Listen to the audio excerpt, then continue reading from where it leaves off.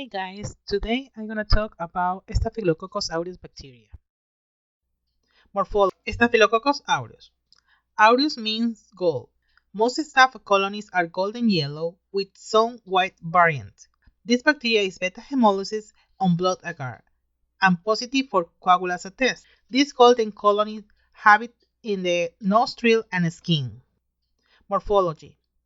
Staph aureus is a gram-positive stain, cozy shape, organized in clustered tetrads or pair, with 0.5 through 1.5 micrometers in diameter. Staph aureus is facultative anaerobic, which means can grow with or without oxygen, non-motile, non-spore forming, resistant to high temperature at 50 degrees Celsius, dry, and high salt concentration. Phylogenetic. The term Staphylococcus derives from the Greek staphyle, which means bunch of grape, and coccus means berries, bacteria that looks like grape-like cluster.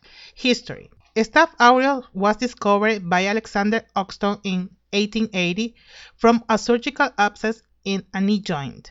In 1884, Staphylococcus aureus was isolated by German scientist Anton Rosenbach, who grows the two strains Staph aureus and Staph albus. In 1930, a coagulase test detected plasma coagulating enzyme secreted by Staph aureus, still the most common cause of wound infection in hospitals. Coagulase positive staph is the most virulent strain. In 1940, medical treatment for Staph aureus became routine and successful with the discovery and introduction of antibiotic medicine such as penicillin. In 1961, methicillin-resistant Staph aureus, better known as MRSA, is detected in a British hospital. During the next 10 years, multi-drug resistant staph became widespread in Europe, Australia, and the United States. Staphylococcus aureus is a normal inhabitant of the skin and mucous membrane in the nose of a healthy human, while Staphylococcus epidermidis inhabit only the skin of healthy humans.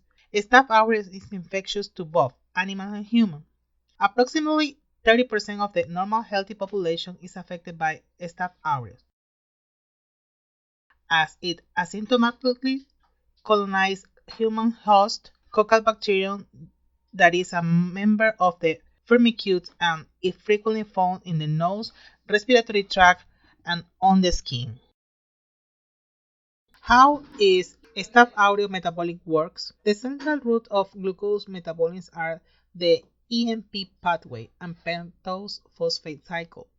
Lactate is end product of anaerobic glucose metabolism. Acetate and carbon dioxide are the products of aerobic growth conditions. Staph aureus uptake a variety of nutrients including glucose, mannose, mannitol, glucosamine, N-acetylglucosamine, sucrose, lactose, galactose, and beta-glucoside. The Staphylococcus aureus life cycle.